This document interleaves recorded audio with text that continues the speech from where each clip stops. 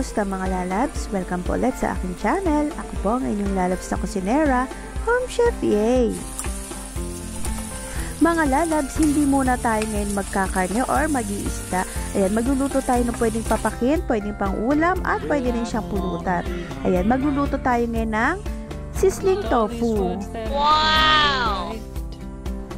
At ito pong mga ipinakikita ko sa inyo ay ito yung mga ingredients sa ating gagamitin.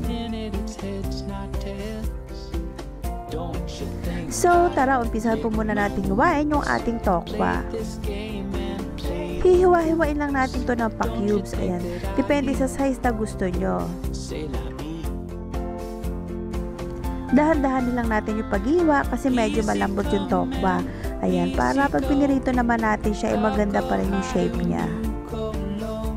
Mga lalabs, may ikukwento ako sa inyo para habang naghihiwa ako dito ay hindi naman kayo naboboard dyan. May isang customer sa restaurant ng steakhouse ang nagreklamo sa in-order niyang steak na sobrang kunat at tigas. Tinawag ang waiter at galit na galit. Oh no! At sinabi na, "Ano ba tong steak nyo? Sobrang tigas, tingnan mo at tikman mo." At ang waiter kinuha ang tinidor at kitchen knife, naghiwa ng steak na nasa plato ng in-order ng customer. Naghiwa sabay subo. Sabi ng waiter, "Okay naman sir, malambot at makatas." Yeah!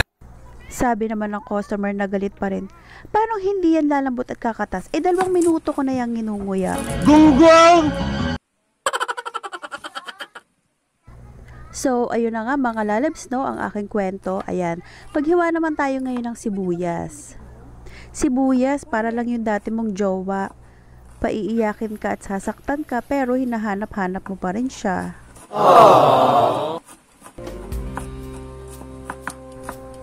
So, ayan, tuloy na lang natin yung paghiwa mga lalabs.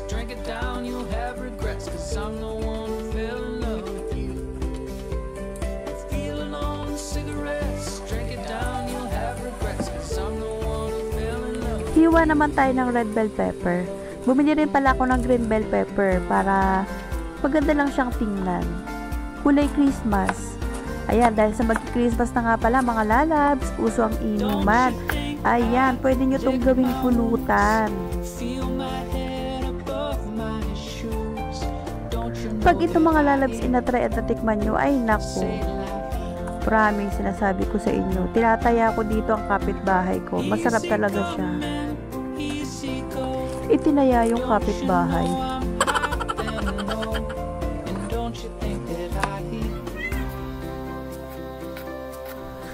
Seryoso mga lalabs, masarap talaga to. Try nyo. Tapos ito pa, may anghang. Maghahalo yung tamis at anghang doon sa oyster sauce, yung pang seasoning, soy sauce at kalamansi. May butter pa. Ay naku, ano na. Mapapa, oh, lalaka talaga sa sarap. Yeah! Stay here. No. May Inglesero lang po ako kasama. So, ayan, at nagpainit na rin ako mga lalabs ng mantika at ilalagay ko na rin yung hiniwa-hiwa ko kaninang tokwa.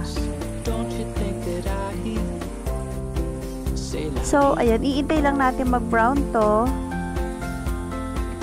Easy come and easy go. I'll go high when you go low. Don't you think that Ayan, ilagay lang natin sa strainer.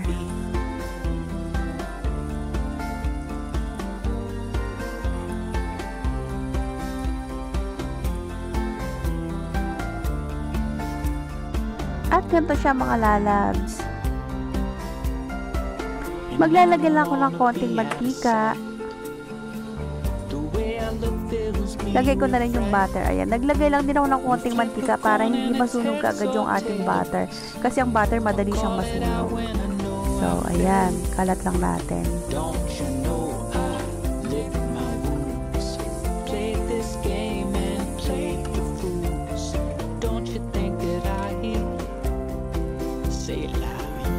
Hindi ko na iintay mag-melt lahat yung butter. Ayan, ilalagay ko na yung sibuyas at bawang. Ayan, igisa lang natin muna.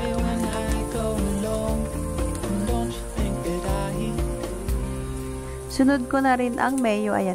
Konti lang ginamit ko ditong mayo mga lalabs. Ayan. Para hindi tayo masyado sa cholesterol.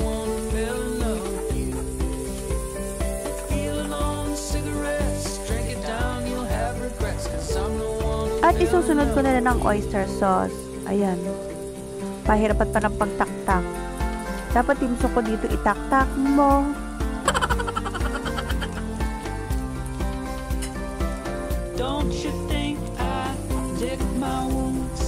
Haluin lang natin para mag-mix yung ating nilagay na mayo at oyster sauce. Ayan, ang bango.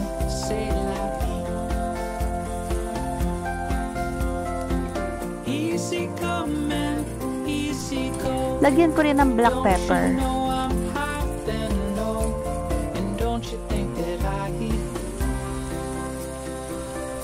At syempre ang ating seasoning. Ayan. Mga lalabs, hindi na ako gagamit dito ng kalamansi or lemon kasi itong seasoning medyo may asin na siya, diba? Kaya itong ginamit ko kasi magdadagdag siya ng asin. Alam niyo mga lalabs, ang hirap dito magsalita at mag-explain. Ayan, at luto na yung ating sauce. Ilalagay na natin yung aking pinirito kaninang tokwa.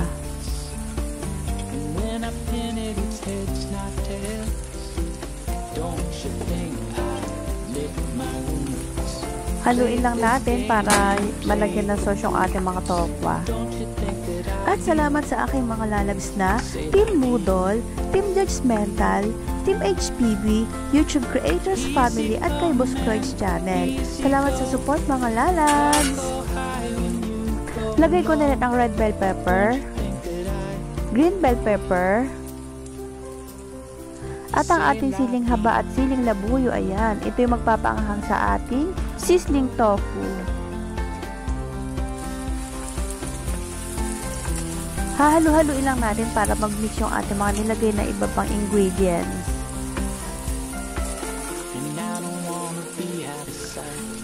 Alam niyo mga lalabs, mas masarap kainin to habang mainit pa. Alam naman natin na ang tokwa habang lumalamig, kumukunat.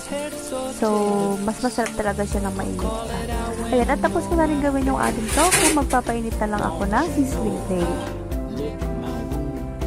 At maglalagay din ako ng butter sa ating sizzling plate para hindi manikit yung ating tofu at syempre magdadagdag ng extra pang lasa at bango. Ayan, i-transfer na natin yung ating ginawang tofu dito sa ating sizzling plate.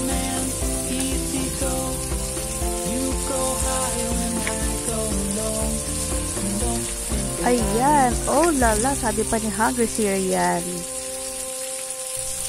Ayan, isa talaga to sa recipe na ipagmamalaki ko sa inyong mga lalabs. Sabi ko nga kanina, itataya ko ang kapitbahay ko dito. Masarap talaga siya. Ayan, naririnig nyo ba siya mga lalabs? Medyo patututong-tutungin ko pa siya ng konti para maluto siya pag kinagat.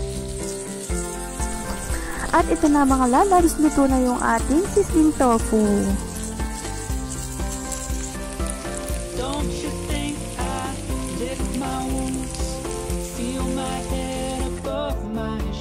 Oops, pipicturean muna natin. So, ayun, salamat mga lalabs sa pagsama niyo po ulit dito sa aking kusina. Don't forget to like and subscribe to my YouTube channel. God bless!